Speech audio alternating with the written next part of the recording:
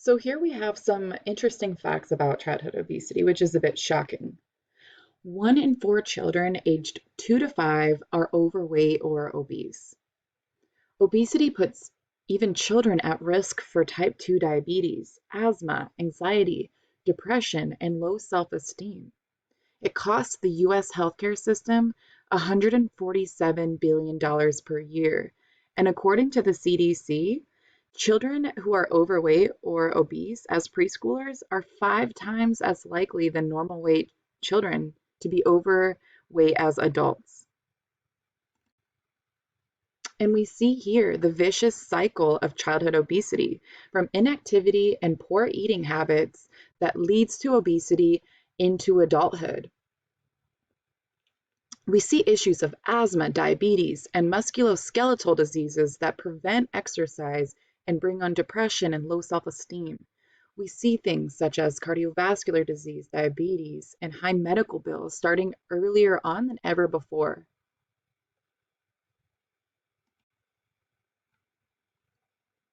So what can we do as a provider? We can influence children's food and physical activity choices when they're young so they can develop good habits early on. We can promote healthy physical activity and a healthy diet. Child care centers can directly influence what children eat, drink, and participate in. We can shape children to become healthy adults. So here we have obesity rates of children aged 2 to 4 years of age. You can see Virginia has some of the highest rates. This was obtained through WIC data. And next we have overweight and obesity rates combined for all states for children aged 10 to 17 years of age. DC has some of the highest rates along with many surrounding states throughout the country. So we can see the severity of childhood obesity and the importance of decreasing these numbers and doing that starting young to help shape healthy habits.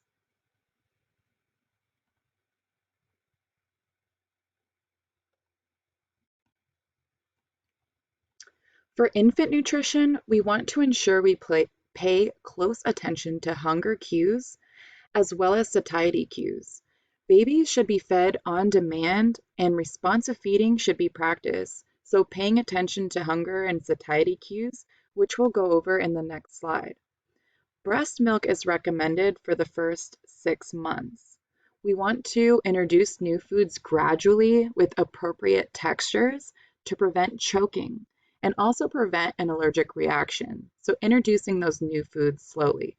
We want to make sure we're coordinating with parents when we're introducing those new foods. We want to avoid sweet, salty, high fat, and unsafe foods.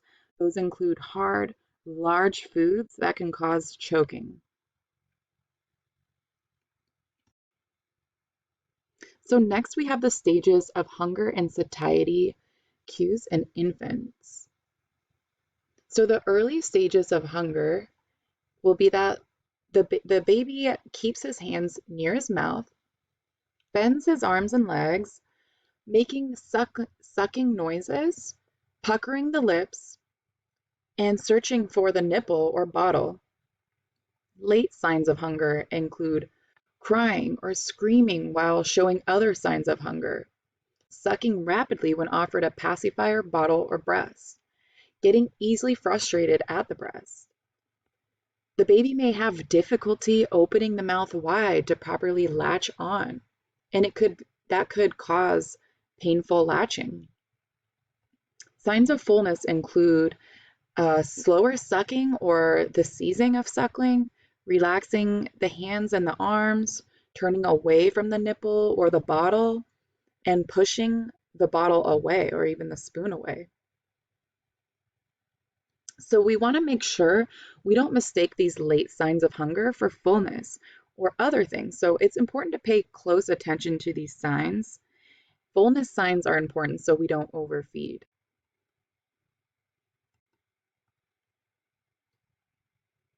So toddlers need regular scheduled meals and 2 snacks. They need approximately 1,000 to 1,600 calories, depending on their size, gender, and activity level. A very important fact that I love to share with everyone is that children may need to be offered a new food 10 to 15 times before the child will finally try it. Again, children may need to be offered new food 10 to 15 times before the child will finally try it. It's very important to be patient with children when introducing new foods and to keep at it to expose them. You can even try different preparation methods for difficult and challenging foods.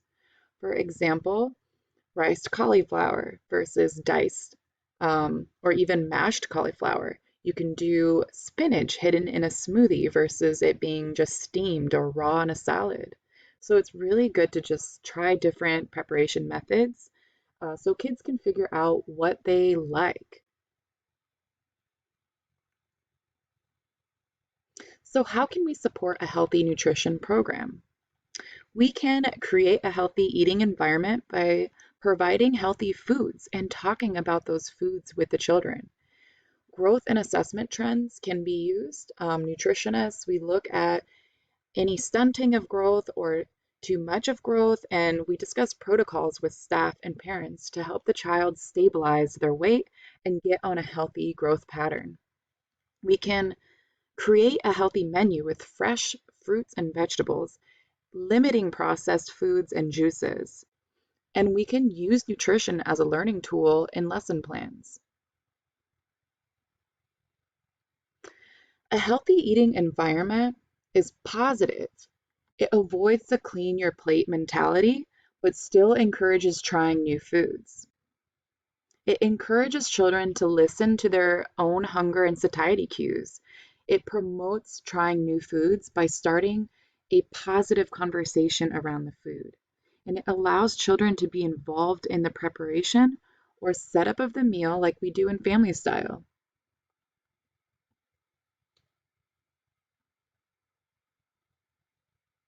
So question 2, why is it important to listen to hunger and satiety cues in infants and children?